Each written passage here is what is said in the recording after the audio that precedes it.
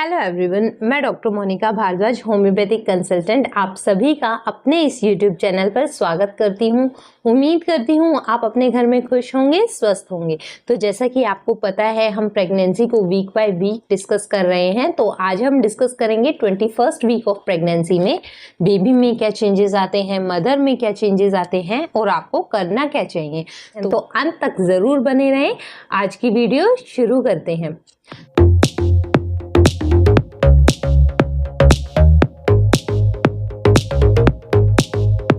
तो सबसे पहले हम डिस्कस करते हैं बेबी में क्या चेंजेस होते हैं।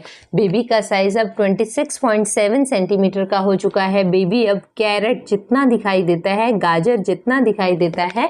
बेबी की जो लैशेस हैं, आईब्रोज हैं, नेल्स हैं, वो विजिबल होने लग गए हैं। बेबी स्वेलोइंग की मतलब निगलने की लगातार प्रैक्टिस कर रहा है। बेबी एमनियोटिक फ्लूइड निगलता है और यूरिन पास करता है। वो जो स्वेलोइंग की प्रैक्टिस है वो बेबी के डाइजेस्टिव ट्रैक्ट की प्रॉपर फंक्शनिंग के लिए, ब्लड सर्कुलेशन के लिए काफी मददगार है। बेबी के टेस्ट बर्ड्स हैं वो अच्छे से डेवलप हो गए हैं। तो अब आप जो भी टेस्ट करते हैं, जो भी खाना खाते हैं, उसका टेस्ट बेबी को एमनियोटिक फ्लूइड के थ्रू पता लगता है। बेबी अब बाहरी आवाज क्लियरली सुन सकता है। तो अब आप बेबी से कोई भी बातें करते हैं तो बेबी अब सुन सकता है। अभी तक बेबी के ब्लड सेल्स लीवर और स्प्लीन बना रहे थे। अब 21st वीक से बोन मैरो स्पेसेस डेवलप हो गए हैं जो कि ब्लड सेल फॉर्मेशन में कंट्रीब्यूट करते हैं। आने वाले टाइम में बोन मैरो मेजर साइट बन जाएगी ब्लड सेल फॉर्मेशन के लिए। बेबी के फेशियल फीचर्स हैं वो क्लियरली डिफाइंड हो गए हैं। बेबी का जो नोज है, लिप्स हैं, टंग है, वो अच्छे से बन चुके हैं और बेबी अब थंब सक करने लगा है। अगर आप अब अल्ट्रासाउंड करवाते हैं तो आप देख सकते हैं कि बेबी थंब को सक कर रहा है। बेबी का सकिंग रिफ्लेक्स स्ट्रॉन्ग हो चुका है। ये सब चेंजेस बेबी में होते हैं। अब हम डिस्कस करते हैं मदर में क्या चेंजेस होते हैं। मदर में अब स्ट्रेच मार्क्स आने लगते हैं। जिन मदर्स में वेट तेजी से बढ़ रहा है उन मदर्स में स्ट्रेच मार्क्स बहुत ज्यादा प्रोमिनेंट होते हैं और स्ट्रेच मार्क्स उन जगहों पे ज्यादा दिखते हैं जहाँ पे स्किन स्ट्रेच होती है, जैसे पेट पर, ब्रेस्ट पे, बटक्स। मदर्स हैं उनके स्ट्रेच मार्क्स का कलर उनकी स्किन के कलर पे डिपेंड करता है। वो रेड हो सकता है, पिंक हो सकता है, ब्राउन हो सकता है, यहाँ तक कि पर्पल भी हो सकता है। इसमें वेरिकोज वेन्स दिख सकती है। पैरों वेट बढ़ रहा है, यूट्रस का साइज बढ़ रहा है, तो उस वजह से कई बार चलते चलते मदर्स के पैर थोड़े इम्बैलेंस हो सकते हैं।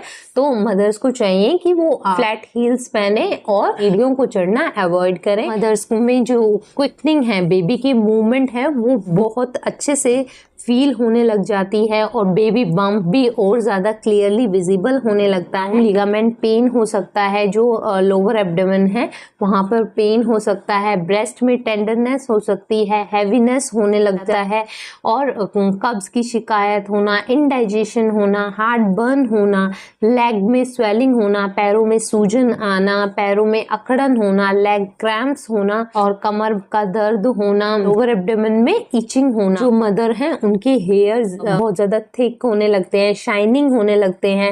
हेयर्स की, नेल्स की ग्रोथ अच्छी होने लगती है क्योंकि अब ब्लड फ्लो इंक्रीज हो जाता है कि हेयर की ग्रोथ अच्छी होने लगती है।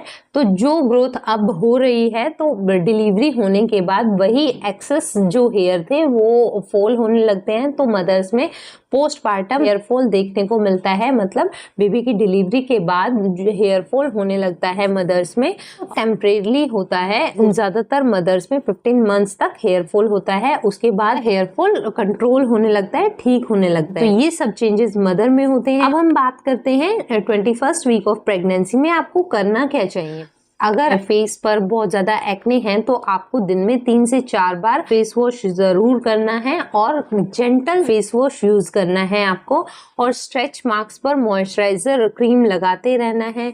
और आपको ये ध्यान देना है कि आपका जो वेट है वो तेजी से ना बढ़े, धीरे धीरे बढ़े। तो उसके लिए आपको अपनी डाइट का ध्यान देना है और एक्सरसाइज कंटिन्यू रखनी है। कोई भी नई एक्सरसाइज बिना अपनी डॉक्टर के कंसल्टेशन के स्टार्ट नहीं करनी। वो फाइब्रस फूड खाना है ताकि कब्ज की शिकायत ना हो, बवासीर ना हो, और आपको यूरिनरी ट्रैक्ट इन्फेक्शन से बचने के लिए आपको ज़्यादा से ज़्यादा पानी पीना है। दिन में कम से कम 3 से 4 लीटर पानी ज़रूर पीना है। ज़्यादा टाइम तक यूरिन को होल्ड करके नहीं रखना। फिर भी अगर आपकी यूटीआई है तो आपको अपने डॉक्टर से कंसल्ट ज़रूर करना है। अगर आपके वेरिकोज वेन्स हैं तब भी आपको अपने डॉक्टर से कंसल्ट ज़रूर करना है। वो आपको कंप्रेशन स्टॉकिंग्स एडवाइस करेंगे। आपके पैरों में सूजन है तो आपको अपने पैरों को एलिवेट करके सोना है, पैरों के नीचे तकिया लगा के सोना है। तो इन सभी बातों का ध्यान रखना है। मेरे द्वारा दी गई जानकारी आपको पसंद आई हो तो please like, comment, share and subscribe my channel. मिलते हैं अपनी नेक्स्ट वीडियो में। तब तक खुश रहें, स्वस्थ रहें। Have a safe and healthy pregnancy.